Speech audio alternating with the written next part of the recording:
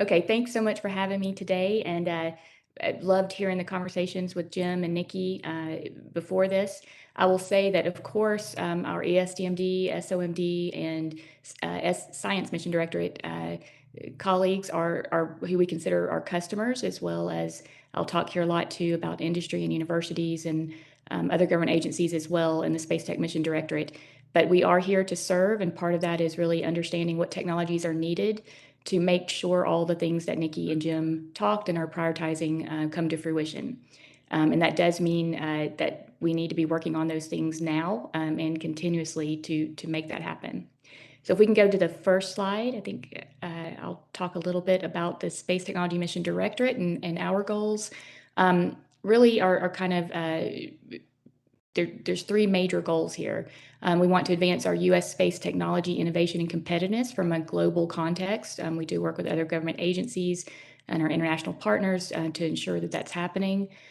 We, of course, want to encourage technology-driven economic growth and really with expanding the space economy. And of course, we talk about that a lot as part of the Artemis program and how important that is. And I think one of the big differences that we talk about often from the Apollo days. And then, extremely importantly, and very important to me personally, is that we inspire and develop really a diverse and powerful U.S. aerospace technology community. We work a lot with our universities as well as with all of our NASA centers to make sure that we are developing kind of early career faculty, early career opportunities. And I'll talk some about in our early stage programs, some more of the work that we do there, as well as things like our prizes and challenges and crowdsourcing activities. But I think it's extremely important, as important as the technology itself and the missions themselves, to make sure that we have the workforce in place as we go forward to make all this happen. All right, if we go to the next slide. So I want to talk a little bit just about the space technology portfolio and kind of how our programs are aligned here. I've mentioned the early stage innovation and partnerships, and that's comprised of several different programs. Here we mostly do R&D, or our lower TRL efforts. We have things like space tech research grants and center innovation funds. I mentioned our early career initiatives. We have early career faculty, prizes, challenges, and crowdsourcing, which have been extremely fruitful. And then our advanced concepts work, as well as technology transfer. So in this area, we work mostly with universities and R&D, and it's one that continues to grow, and we're putting a big emphasis on growing as part of the portfolio up to at least about 10% of the overall portfolio, which I think is extremely important. And then our SBIR and STTR programs, again, this is one that's very near and dear to my heart. As many folks online may know, we've taken many of these activities all the way to flight on space station and plan to do the same for our Artemis missions and have just an incredibly diverse range of SBRs and STTRs that support all of our mission directorates. Technology maturation is what I am program director for. This is our game-changing development program. We have about 100 projects as part of that in that mid-TRL range. And then our Lunar Surface Innovation Initiative, which I'll talk some today, hopefully most folks here are aware of. Game-changing development is really kind of that bridge, that mid-TRL, was lovingly referred to as the valley of death. But I choose to see it as the bridge between our early stage and our technology demonstration missions, the higher TRL.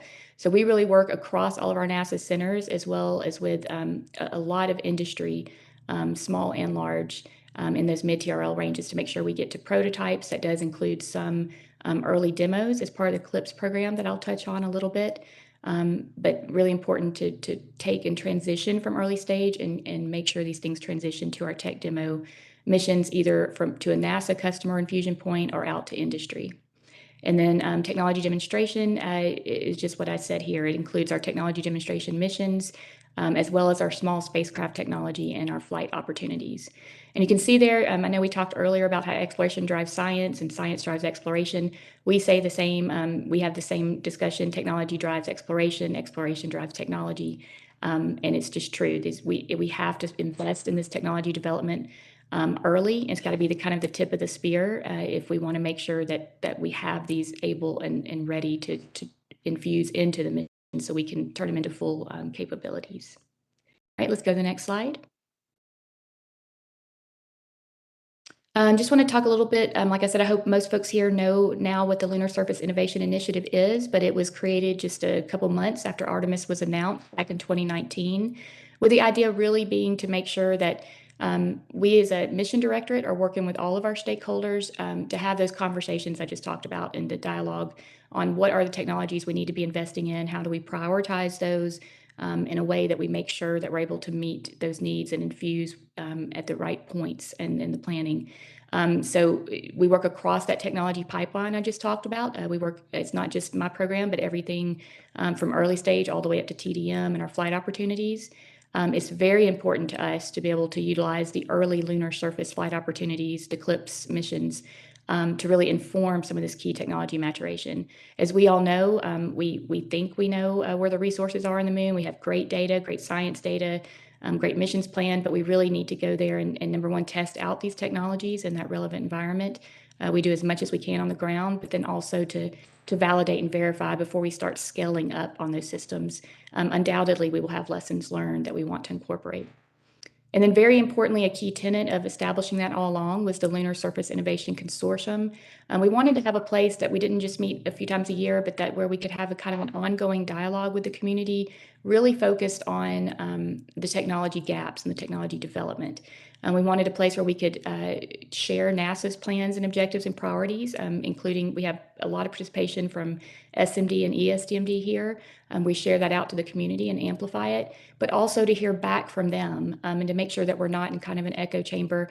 And again, this is everything from universities, small businesses, large businesses, international partners, as well as other government agencies and nonprofits. And so it's kind of an ongoing dialogue. And then it's facilitated by Johns Hopkins APL. And then APL writes annually a technology gap assessment for each of the areas and provides that back to NASA with kind of their independent assessment of where they think we're on the right track and where we might do things a little differently in terms of our technology planning and investments.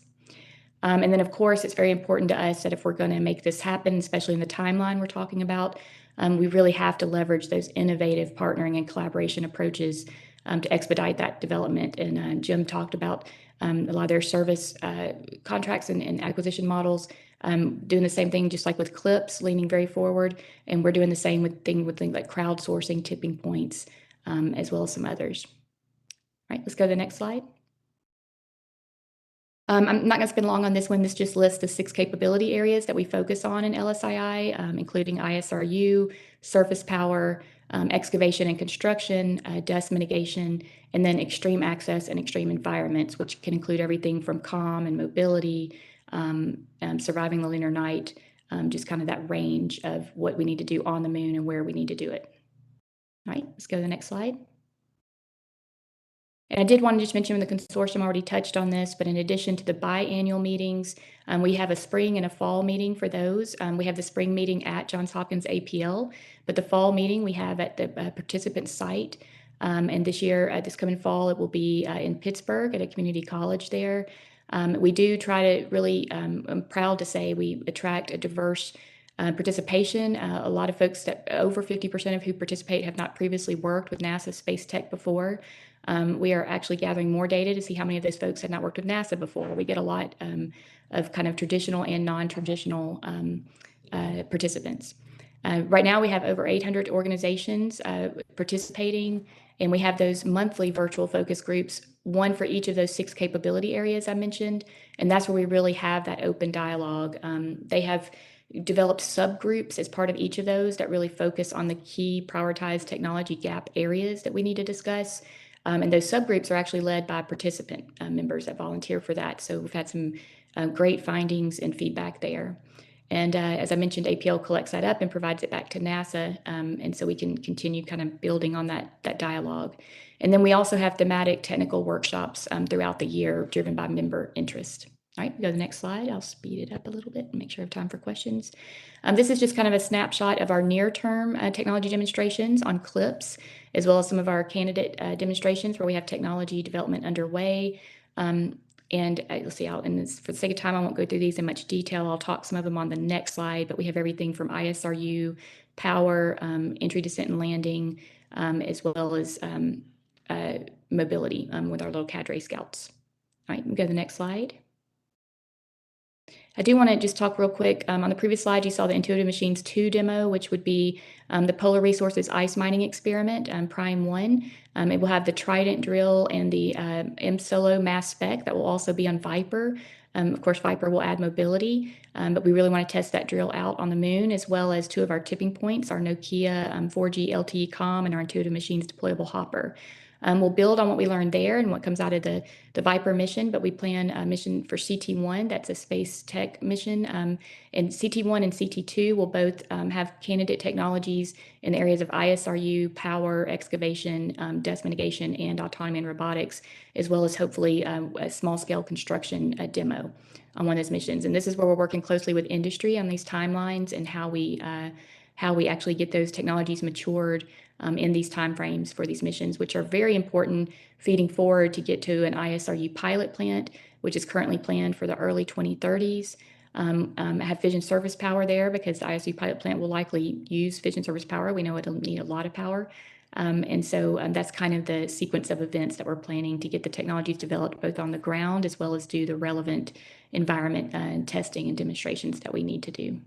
All right, next slide. I think we're almost done here.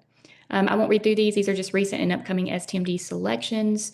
And actually, Jake, we can just stop on this slide for questions, just because I know I'm a little bit over, and leave that up for people to see. That's everything from our early stage all the way up to our tipping points. That says May and maybe early June when those announcements come out, but it'll be late May, early June when we have those announcements. Great. Thank you, Niki.